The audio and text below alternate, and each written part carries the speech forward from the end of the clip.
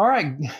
Good afternoon, good morning, good evening, whatever it is, and wherever you're at. My name is Benjamin with Teach Me to Dive. I'm a technical diving instructor with SSI, and I really like to teach the side mount. So I tend to be more of a side mount instructor. I teach with Idaho Dive Pirates here in Idaho Falls, and decided that today was the day we're going to interview Bret Stewart in his new shop. And so here we are in Bret's new shop. It looks fantastic. There's a pool out back. But I've got a list of questions for it. So this is Bret Stewart, Chief Dive Instructor and owner of Idaho Dive Pirates. How are you doing? I'm doing pretty good, man. How are you? Very good. Thanks for asking. So Bret, start off with, tell us how you got started in diving. So back in 2005, I know we're going to the Wayback Machine here, I broke my ankle. And in 2006, I thought, you know what? I need to do something to strengthen up my ankle. I'm going to take up diving. I bought a full kit right out the gate and went after it. Took that first class. Within a week, I was out at Blue Lake on Christmas Day doing my first open water dive without an instructor. And that's So you hadn't even taken a class yet, but you had your kit. I bought my kit before I took my first class. I'm either in or I'm out, and I was in. So you did your first dive pre-class? No, it was after the class. Okay, gotcha. Okay. After the class. I did my open water class, but then the first dive that weekend after. Okay. Christmas Day. At I'm Blue Lake. diving Blue Lake down in Wendover. 65 degrees and enjoying the heck out of it. Oh, it was beautiful. It was beautiful. I got to see some hot springs, and I found the big boats, and Nice. I had a wonderful time. Right on. So who was your inspiration in diving? Who was my inspiration? Who's your inspiration? Who inspired you in diving, or who inspires you in diving? You know, that's going to sound like a funny thing. I honestly don't have a specific human that's an inspiration. I mean, I do love, the tales of Jacques Cousteau, and I, of course, remember the TV series when we were kids. Oh, yeah. With the Calypso. Yeah. You have to use the accent and have the red beanie. I need the red beanie. I don't have the red beanie. I feel like I'm inappropriately dressed now. You got to have the red beanie. Yeah. Because he dived in the Calypso. He had that really cool French accent. That's right. And he built the Maestro. He did. So I guess if anyone, Jacques Cousteau would be my hero in diving. But it's, as far as personal, I've found far different things when I took up diving than I expected to find when I started. I just expected to strengthen up a broken ankle. Found a whole lot more. Right on. That's a great way to go. Now, speaking of Jacques Cousteau, I mean, we talk about it. We teach perfect buoyancy. We teach buoyancy skills. We really start getting into that in the realm, and we start doing intro to tech. Have you gone back now at this point as a dive shop owner, instructor, and watched the original Jacques Cousteau shows at all? I haven't. Maybe I should. Absolutely. They're definitely, well, they didn't have buoyancy compensators, and the equipment has changed substantially since the 50s and 60s and 70s when they were doing that. So definitely something to take a look at is go back and watch the original Jacques Cousteau. They're definitely interesting to watch. So how did your first instructor inspire you? He basically suggested that I take more classes. He said, okay, you got this, and we got this class. I'm like, let me know what classes you have coming up. And as they had classes, I signed up for them. And then I signed up for them. And then I signed up for them. And I proceeded to just keep signing up for classes until I was all the way to the assistant instructor level.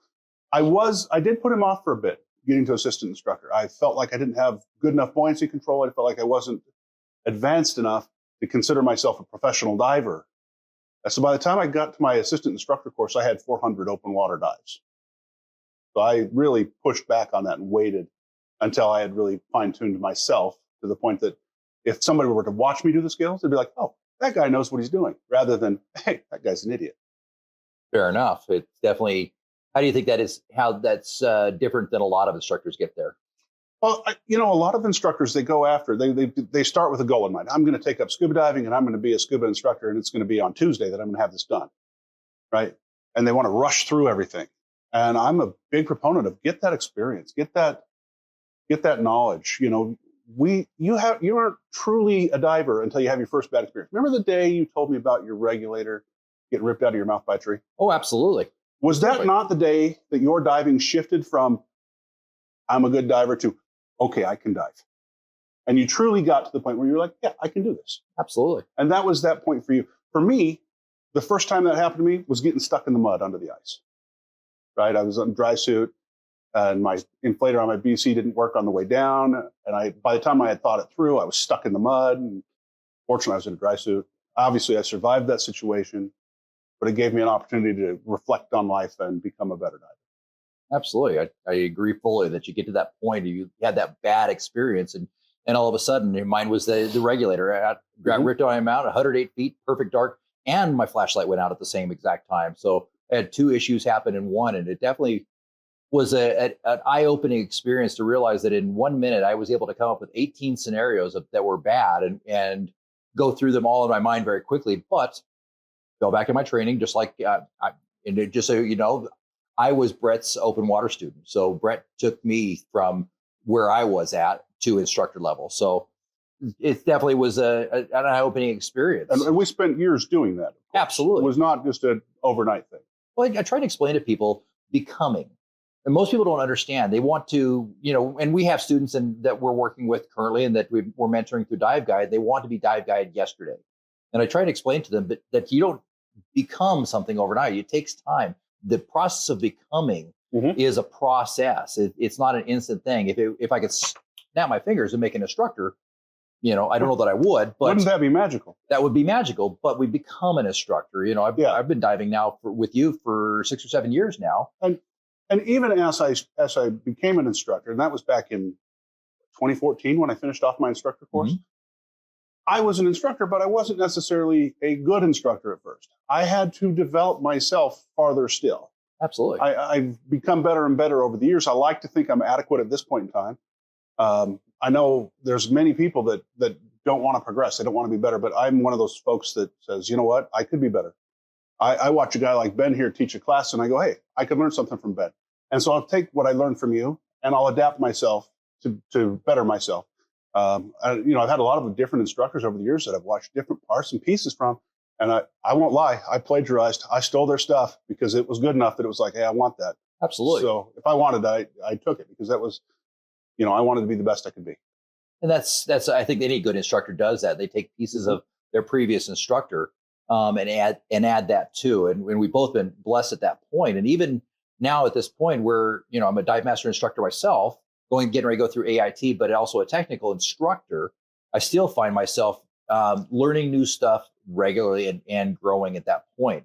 I'm still not become to that I-Ching person of perfection. And I like that any good instructor realizes that they don't know everything and they're willing to grow and learn.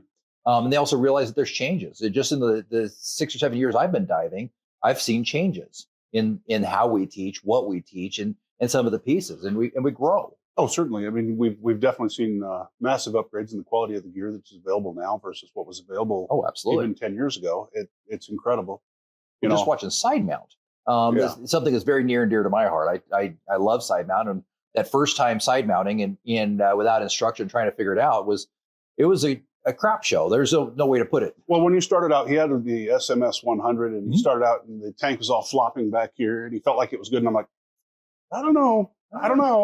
But then by the time you got to the Katana, and you'd really practiced a lot, you got the Katana 2, and you'd been practicing, and it was obvious. It was obvious, and it looked far more comfortable, far more natural when we saw it. When I first saw you in the Katana 2, versus when I first saw you doing side mount in that SMS 100. Oh, absolutely. And I remember that SMS 100 was a great rig, and it taught me a lot. And I finally got it dialed in where the tanks were level out and things looked good. And then I thought about going to the 75, and then finally they discontinued the 100 and went to the Katana 1. And I wasn't quite ready. I was still dialing myself in on that. And finally the Katana 2 came out. So we got it, and it's night and day difference. I can teach anybody in a Katana 2. The SMS 100 takes time. By the way, the Katana 2 is available at Idaho Dive Pirates. Nice plug. I had to. Nice, absolutely. So interestingly enough, what is the one thing that you learned in open water that you've never forgotten? What's that one lesson? How to breathe.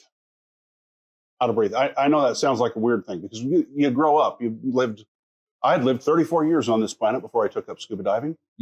And I did not truly know how to breathe.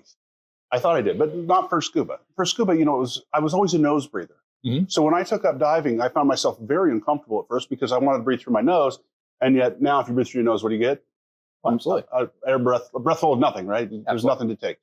So I actually went on walks when I first certified. I would go around the Greenbelt here in Idaho Falls, and I would breathe in through my mouth and out through my nose, and in through my mouth and out through my nose, purely focusing. And basically that walk was a version of meditation for me. And that's where I learned the value of that breathing. Sure. And that's the one thing that's never left me. It was the best lesson I had from open water was how to focus on my breathing and how to pay attention to myself and my own body signals.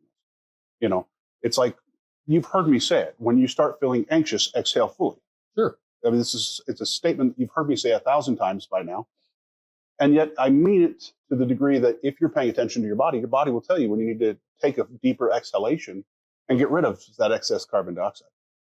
Absolutely. And then it's interesting as we go through more advanced breathing and more advanced diving, then we learn how to breathe again even differently than what we started with in just open water, not just the relaxing, not just getting and you've seen me teach this. I talk to my students, get your brain relaxed, relax your breathing, relax your body. And that helps considerably.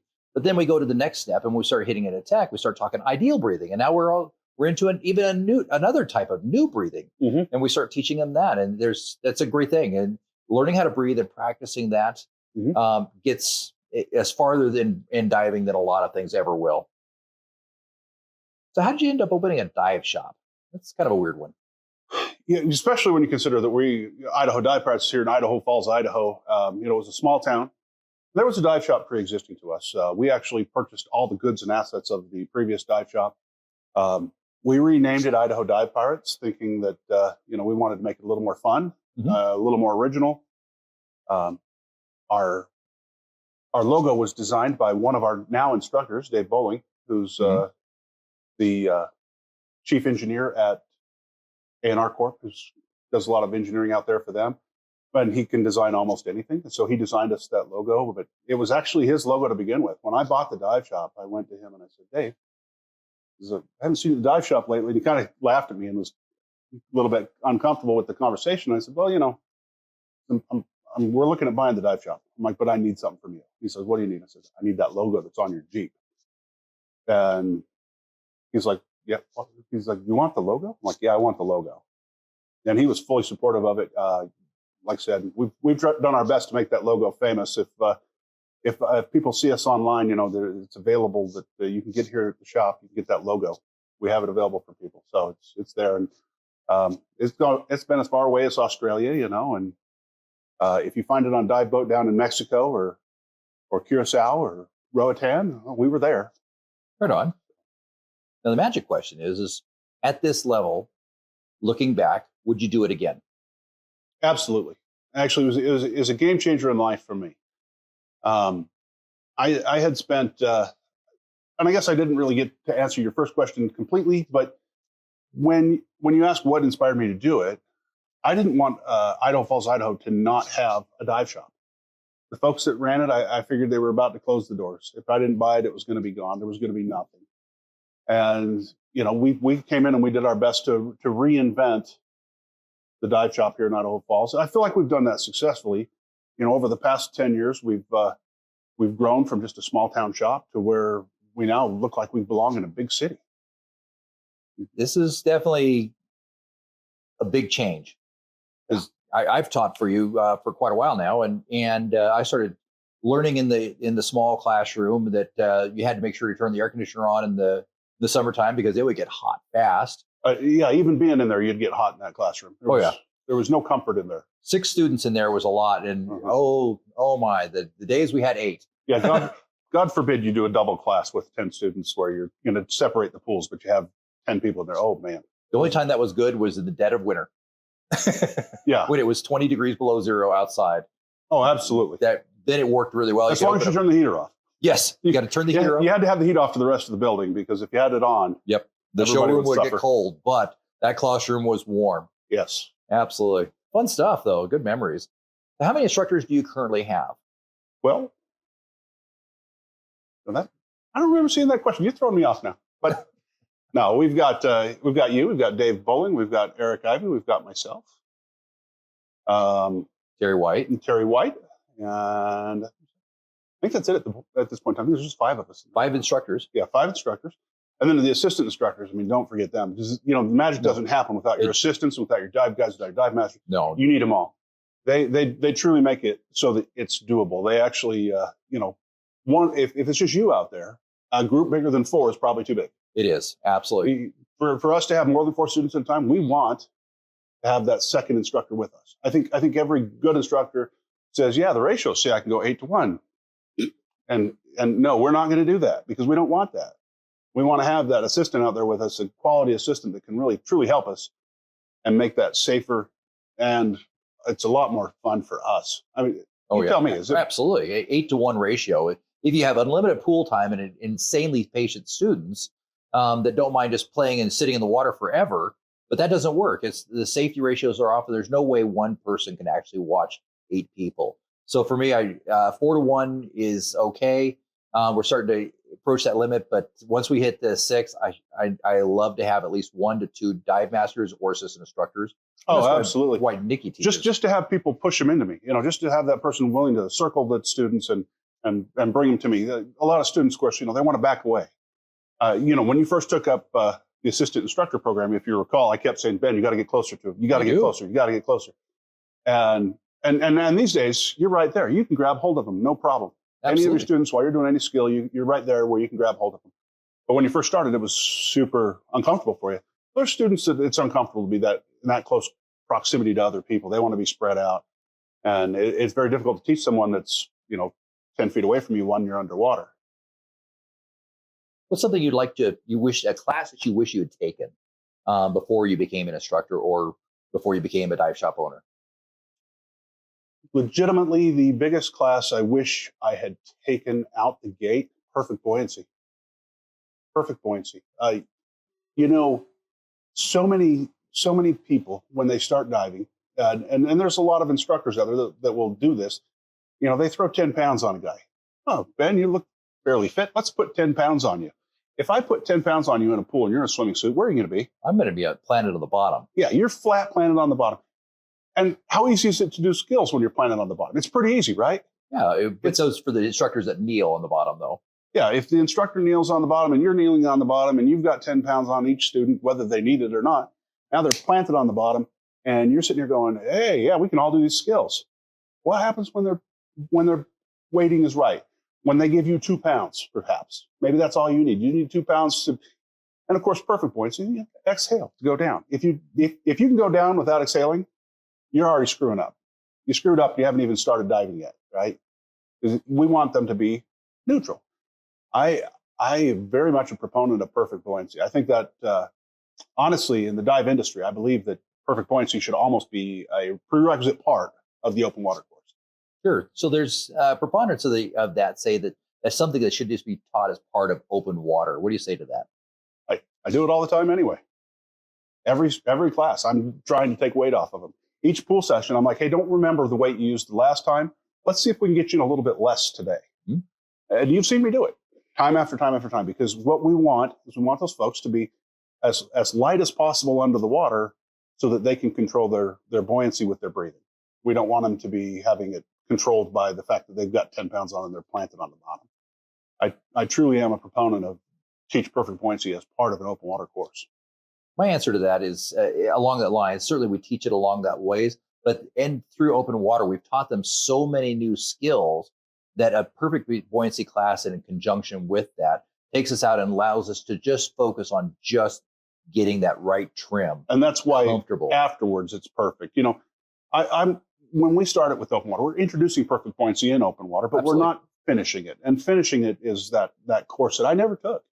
It wasn't really offered. It wasn't really suggested. And, to be honest, I had 10 pounds slung on me and I was planted on the bottom when I did my skills, when I did open water. Mm-hmm. And as you could see, when you started diving, I was getting away from that already. I was trying to lighten people up already. Mm-hmm. And I've taken that to an extreme at this point compared to what I was then even. And I'm far better about it. I'm much more attentive to let's get as much weight off of you as possible now. Absolutely. And I feel like it's helped me build better divers. Absolutely. And I'm not ashamed to admit at all. I went through your course, and then the very next course was perfect buoyancy. Yeah. So my very first course with you outside of my specialty was perfect buoyancy, because I realized that I was getting it And I think you'd admit I was fairly natural in the water, and I was very comfortable in the water. That being in the water was not a problem for me at all. No, you were comfortable, that's for certain. And so picking up the skills wasn't hard, but taking that extra time to fine tune and find that perfect point for me afloat in the water column where I had exact control on that, I think was beneficial to me. I definitely, I don't regret taking perfect buoyancy as my first specialty after diving. So with you, before you became an instructor, what was the course you wish you had taken before you became an instructor? I wish I'd gotten into tech a little bit sooner and taken a intro to tech. Mm-hmm. I think that would have been a very good course for me to understand how to manipulate a lot more gear at one time.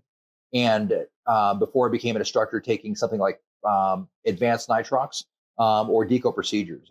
I think those are both fantastic courses. Mm-hmm. For me, you know, I forced my way through science of diving, and I got it and I passed it. And then it eventually became an instructor in science of diving, and it was a fight. I got through it and I understood it, but to teach it, you had to be at a certain level.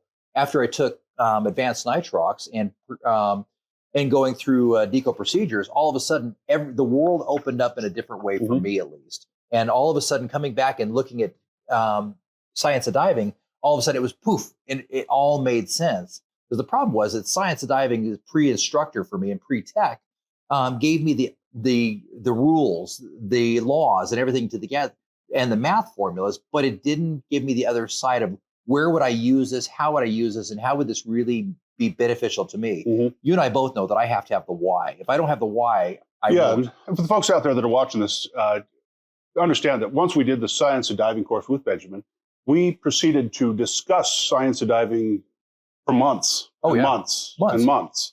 And we'd go over different pieces from time to time, you know, where Ben would create a new question for me that was, he's a very curious individual, and we'd come up with some great questions. And we'd be able to have some very fertile conversation, which led to a deeper understanding for both of us, including myself. I appreciated that about him. He was able to give me that deeper understanding.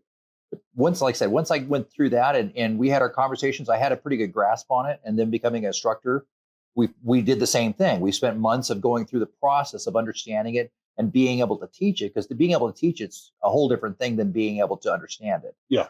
In an initial point, and you get to this deeper level. And I fought my way through it. I had a lot of questions, but once I got into advanced nitrox and deco procedures, all of a sudden, all the pieces of science of diving, I felt like once an hour in my class, a light bulb came on.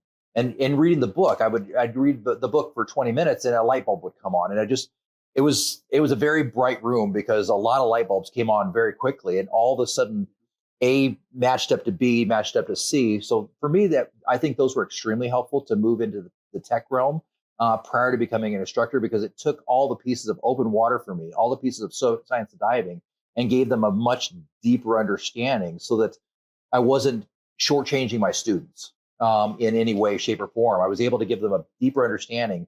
I mean, we talk about certain things. We talk about oxygen toxicity. We talk about, you know, the dive maladies. We talk about the math, but all of a sudden understanding where that really takes place. You and I both know there's a huge safety margin in open water diving. Oh, absolutely. I mean, it was all designed around the U.S. Navy dive tables. And you look at what they have those young guys do. I mean, but we're talking, you know, very, very fit, run 10 mile a day fitness level guys. That absolutely. They've made it so that, you know, those of us that are approaching 50 or past 50 can do it. Right. They've made it so that it's safe for us. And I appreciate that about the dive industry. But yeah, you're right. There's a definite safety margin in there, and it's healthy. It's a healthy safety margin. But I think with that safety margin, it allows us to be lackadaisical in some pieces because we don't have to be that exacting. And when I got into tech diving, it went from a 40% safety margin to all of a sudden a 10% safety margin. So those pieces that were easy to kind of gloss over and not worry as much about, all of a sudden I couldn't do that. You had to be a lot more accurate. Your safety stop, your deep stops, your everything that you were doing, your pile stops, anything like that, your deco stops, all had to be substantially more accurate throughout the process. So continuing with our thing. So what's the hardest part about running a dive shop for you? Time management. Far away, number one. You know, some people would say, you know, it's going to be something else. But for me, you know, making all the parts and pieces fit together, you know, the pieces of the puzzle, just where the time is at and all that. You can play up post. Yeah. Hey, Aaron. Yeah. Ashley's in the back filling tanks. If you want to just go around there, she can work out a schedule with you. Sorry. No worries. So time management definitely is a challenge. So that's the hardest part about running a dive shop. What's the hardest part about owning a dive shop? Budgeting. You know, I figured it out a while ago. The best way to make $1 million in a dive shop. Start with 2? That is exactly it. Start with 2. Fair enough. I've heard that about several industries, and the dive industry is certainly no. It's not an easy one. It's not easy. You know, a lot of people they say, "Oh, you own your own business. You got a lot of money." No, I don't. They say, "Oh, you know, you own your own business and you get all this fancy perks and you don't have to pay taxes anymore." No. You get to pay lots of taxes. Well, you know the difference between a large pizza and a dive instructor, right? No. A large pizza can feed a family of 4. That's absolutely fair. It's a good thing I have a full-time job away from this. Absolutely. I'm glad I have a full-time job outside of the dive industry as well currently. I mean, it would be wonderful if we could feed a family of 4 off of the dive industry, but it's a difficult. Challenge. It's difficult. And we're certainly working on that. I feel like there's an opportunity if we can all come together in a cooperative manner that we can create a better industry. We can create a better experience for our students and create a better living for all of us. But I think that's got to be through cooperation, not competition. Yeah, that's absolutely fair. Absolutely. So what's the one thing you're most proud of? Most proud of? What's the one thing you're the most proud of? Are we talking like as a dive shop owner? As a dive shop owner. Absolutely. Okay. Or in diving. Wow. You know, pride is a difficult one for me because I'm trying not to be prideful about things, but we're gonna say proud of something. I'm proud of all the experiences I've been able to give to my customers, to my clientele, to my friends that they wouldn't have had they not been into my store. I'm proud to say I've made friends with so many of the divers that have come through these doors that, you know, I can't go anywhere in this town anymore without running into other divers. And of course, every time we run into them, we get to talk diving. So I go out to eat at a restaurant, we get to talk diving. I go to Walmart, I'm going to run into a diver, right? So no matter where I go, I think that's it, is the friends I've been able to make. I think that's the most important, most valuable piece of this whole thing. The social aspects of owning a dive shop and creating what I consider a hangout. And FYI, guys, if Idaho Dive Pirates absolutely is a place where people like to come and hang out. They hang out with us all the time. You know, the sales. If the sales were there with the hangout, we'd be golden. Absolutely, but that definitely is tricky. So we were talking a moment ago about what you're most proud of, and I agree. In the dive industry, it's a very interesting idea. You become very intimately involved with your students. You're helping their process, but I feel strongly that any good instructor spends a lot of time talking with their students and not teaching to their students, but teaching with their students and getting information from their student, working with their students and getting their portions out of it so they can make what we're getting ready to do very personal for them. Because if something's not personal to them, they won't uptake the information as well. So I agree with you on that. I feel strongly that it's taking that information and making it a personal thing. And you can't help but with every student that you work with of them becoming a friend. If they're not becoming a friend, then there's something wrong. You're doing it wrong. Yeah. I feel strongly on that. So question for you, what 4 classes would you suggest and that you would take? In what order would you take them? Well, obviously I'd start with open water. I mean, that's, you know, but beyond open water. So, I mean, we're already past that. Yeah. So, okay, you're going to give me 4 after open water. 4 after open water. Okay, open water is included in this, guys. Number 1 is perfect buoyancy, obviously. Okay. We've covered that one pretty well in this video already. Number 2, stress and rescue. Obviously, we want people to be the best dive buddy they can possibly be. Number 3, nitrox. A lot of people combine nitrox with open water, and I'm certainly willing to do that. I think it's a good plan, but it's not necessarily as imperative as these other ones for becoming a great diver. But it helps you understand, you know, theories just a little bit deeper. After that, that's where we're getting into what does this diver want to achieve? If the diver wants to achieve a ability to find things underwater, do I put them through a search and recovery course? Or do I, if the person wants to be a navigator and be able to go from point to point to point, do I want to teach them, navigation? Both very valuable classes. But to me, if I had to pick a fourth class, wouldn't be those. Night and limited visibility. Up here in Idaho and all places surrounding us, including if you go out to the coast, if you go over to the Oregon coast, you go to Washington, you're going to have limited visibility. You're not going to see forever. It's not like our visibility is not like Cayman Islands. It's not like Cozumel. It's not like Roatan. I mean, all these other places, you got hundreds of feet of visibility. We're down to feet. Yeah. Sometimes inches. Absolutely. Sometimes we dive chocolate milk. Absolutely. I think that's a great one. That's one of nitrox and night limited viz are two of the ones that I suggest because that'll cover the majority of the diving that you'll want to do as well. Mm-hmm. So tell me about your favorite dive and why was it your favorite dive? My favorite dive. So we're hold on. I apologize. I got to clarify. Are we talking location or are we talking your favorite specific dive? Specific dive. Specific dive.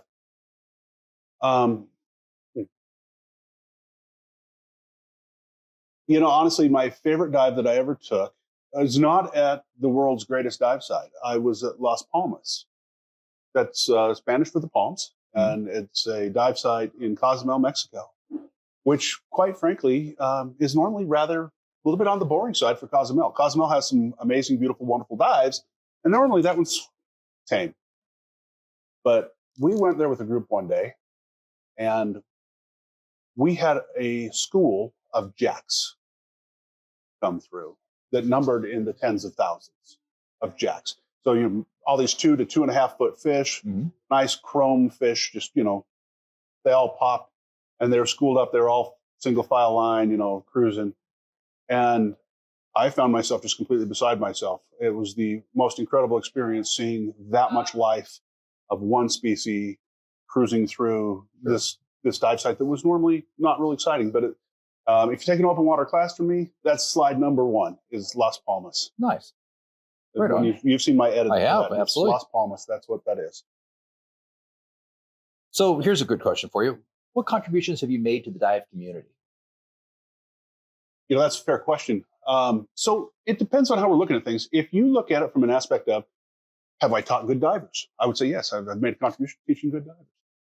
But there's other things that I've done for the dive community that other people may not be aware of or be understanding to. So one of the major things that we've done is we've created a scenario where we built training platforms for several dive sites. We've built those training platforms. We've made them available for the use by other dive shops. We welcome them to come and join us in these other places that we go.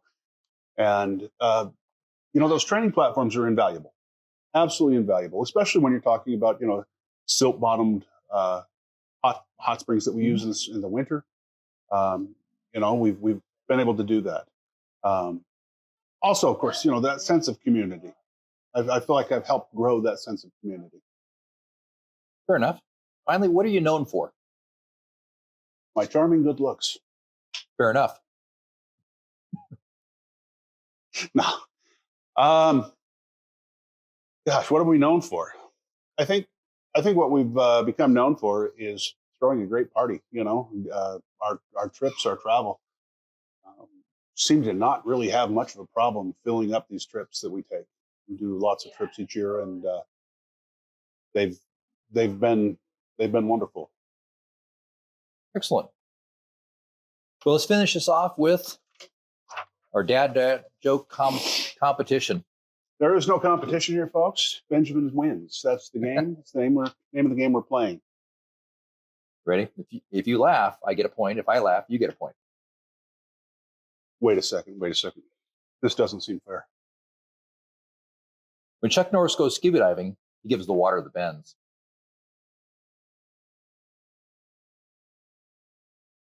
Seems fair. Fair enough. So I'm supposed to tell her, is it supposed to be dive only jokes? You can tell any dad joke that you like. Any dad joke that I like.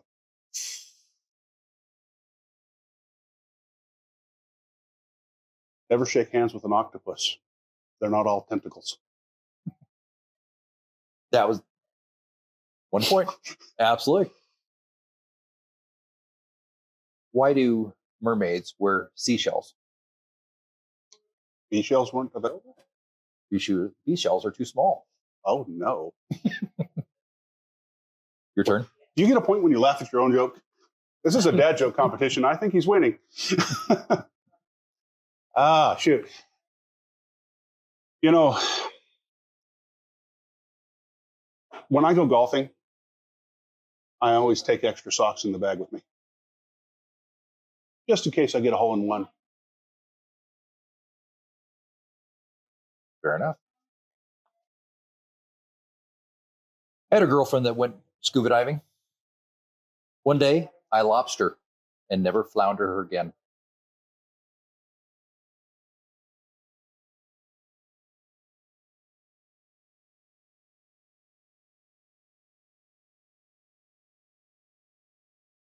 That's a game changer. You lobster and never flounder again. Beautiful. Beautiful. I got nothing for that. Okay. Boy, I don't know. You like Benjamin took the time to plan out a whole line of these. And look, Ma. No hands. What type of decompression illness do rich people get? I don't know. Mercedes-Benz. Mercedes-Benz. That's nice.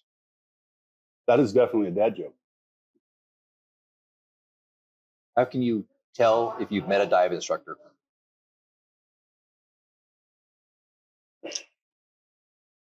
You know, I, like all other dive instructors, talk about one thing only. Wait 2 minutes, he'll tell you. Exactly. That's fair. We're all going to tell you all about it. Yeah, I got no jokes for you, Ben. Okay. I'm sold out on this one. We'll sit down and we'll do that another time. I always like to think I'm funny, but looks aren't everything. What do you call the warm spot in a wetsuit? That depends. Is it in the front or is it in the back? I call it a urine cline. A urine-cline versus a thermocline. I like that. That's very nice. He tells this joke, but it reminds me of the pirate piss purge. It's an advanced technique that you can learn at Idaho Dive Pirates. You know what that is, right? You're going to share. Need to share. I'm going to have to share for the crowd. Okay. The pirate piss purge is how you get the urine out of your wetsuit. Okay, all you got to do is you take your... I'm going to fuzz my microphone here. I apologize. Take your wetsuit, you pull it out like this, and put your face down. Invert yourself and breathe. The bubbles will take the urine out your feet. You might need to swim down just a little bit. What if you're in a dry suit? If you're in a dry suit, it's not so dry anymore. Fair enough. I appreciate it. Have you seen my safety sausage? I like your safety sausage. It's concerning that your safety sausage is so pink, though. You do realize prior to the Sears Roebuck catalog, pink was a male color. That was actually in the mid 16th, 17th century. Pink was a man's color. Yes, yeah. And heels were for men as well. I think I'd look good in heels. I'd be very tall. So would you. I would be very tall. We're both in the 6 foot plus crowd, so we definitely would be tall. Absolutely.